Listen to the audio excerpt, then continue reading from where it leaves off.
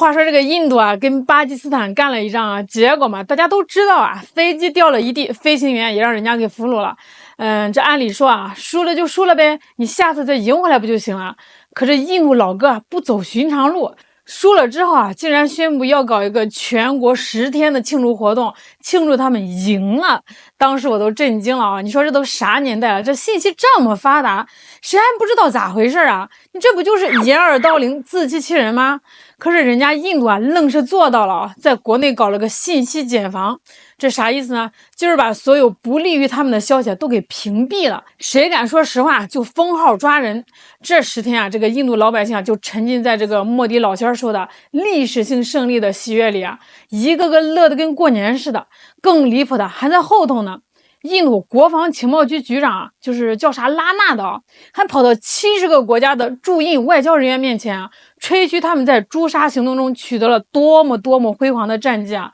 我当时就在想，这个印度也太能吹了吧！哎，这还没完啊，他们竟然还要派出诛杀行动全球宣讲团，就是说跑到世界各地啊去宣讲他们的光辉战绩啊。今天这个参考消息啊，《环球时报》啊，这些大媒体都报道了。到印巴战争已经告了一个段落，全世界也都知道巴基斯坦赢了这一回合，可是印度偏偏不这么想。除了大内宣之外，他现在要进行大外宣。你看到哦，他来真的哦！印度派出7支辛多尔行动全球宣讲团。据印度媒体报道啊，他们从21号开始啊，陆续就派出了7支全球宣讲团，总共59个人，每个团都是由国会议员、前部长组成，还带着一份这个150页的材料啊。他们第一轮就要去32个国家和欧盟总部啊进行宣讲，主要任务就是讲述印度军队啊最近通过诛杀行动取得的成功，展示印度对恐怖主义零容忍的决心，反驳巴基斯坦方面的叙事，避免联合国安理会啊被这个错误信息误导。那这错误信息是啥呢？就是指全球各大媒体报道的关于印度啊阵风等战绩被击落的新闻。印度啊明明是赢家，怎么能被说成输家呢？一定是这个全球媒体啊集体造谣。你看啊，这个日本外务省官网都说了，5月22号，印度宣讲团就跑到日本了，拜会了日本外相岩屋义啊。印度代表向这个日本递交了诛杀行动胜利的材料，通报了相关的情况。但是日本外省官网也说了，双方会面总共就15分钟，刨去这个寒暄啦、落座啦、翻译啦和拍照的时间，印度人的表演时间也就5、6分钟。那这5、6分钟能说啥呀？日本外相也没说啥具体内容啊。日本媒体啊更绝啊，集体沉默，好像这事儿压根就没发生过一样。可印度人呢，把双方合影的照片拿去大吹特吹啊，说日本是如何的钦佩印军啊，支持印军，有图为证。离开了日本，他们还要去印尼、马来西亚、韩国和新加坡。我怀疑这些印度政客是借机公款旅游呢。这个印度网民都可激动了呀，因为全世界终于都知道印度赢麻了。同一天还有支印度宣讲团抵达迪拜，向阿联酋外交部通报诛杀行动的战绩。这印度这个脑回路啊，真的是跟正常人不一样啊！他们难道就不知道这个阿联酋、沙特、卡塔尔这些阿拉伯土豪，每次这个印巴干架啊，都是站在巴基斯坦这一边吗？甚至连巴基斯坦的一些军费都是这些土豪们援助的呀。巴军在这个印军身上练手，用实战证明中国武器装备的优越性，这土豪们看的就可清楚了呀。通过印军的惨败，土豪们就有了采购的参考目标，说不定阿联酋手里连巴基斯坦不公开的战报细节都有呢。所以印度宣讲团跑到阿拉伯国家想干嘛呢？这不是自取其辱，徒增笑耳吗？欧盟主要成员国印度宣讲团也要一一去拜访。那要是到了巴黎，那可就尴尬了啊！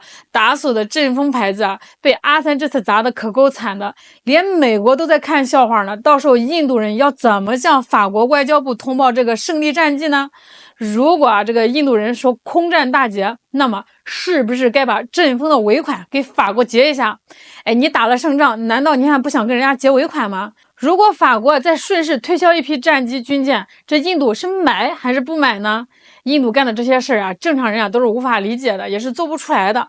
再说说巴基斯坦这边那是看到印度这么卖力的宣传抹黑自家，他们也赶紧行动起来呀。总理也派了个和平主张的代表团，带队的是以前的外长，叫比拉瓦尔。他们也是跑到世界各地去解释巴基斯坦的立场。比拉瓦尔出发前还专门去了外交部听了汇报，说这次去就是要反击印度对印巴冲突的宣传。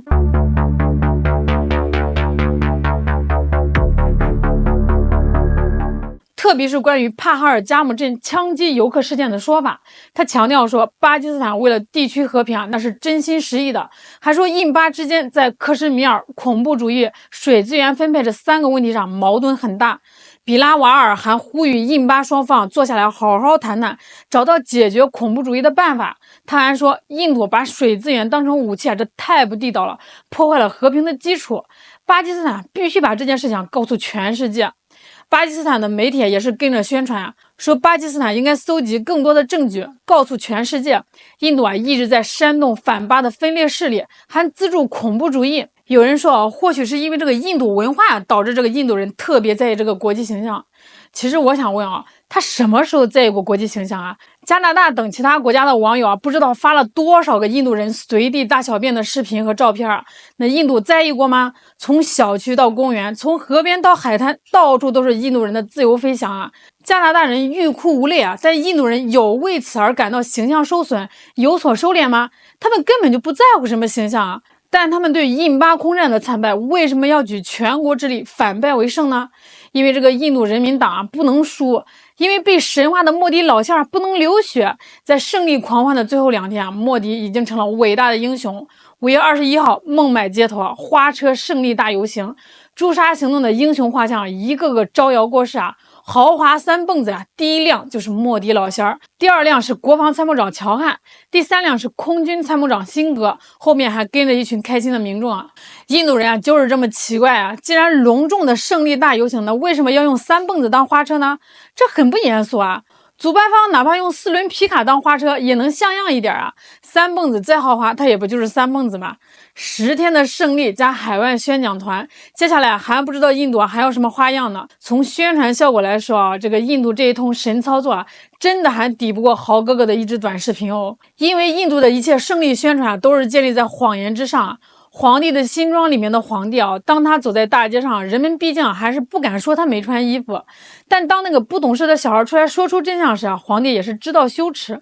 但印度当局连皇帝新装里的皇帝都不如他是在没有人夸他衣服漂亮的情况下，硬是裸奔上街还高喊大家快来看就这样一个依靠精神胜利大法来维持的国家，还要挑战中国，你说这个印度哪来的自信他以为靠几个宣讲团就可以改变别人对印度空战的认知吗？其实他连个厕所都改变不了，从不脚踏实地，整天自我催眠，那就让印度继续裸奔吧，大家不要唤醒他，咱们就当戏，乐呵乐呵就得了。好了，今天就唠到这儿了，我是小懒，我们下期再见。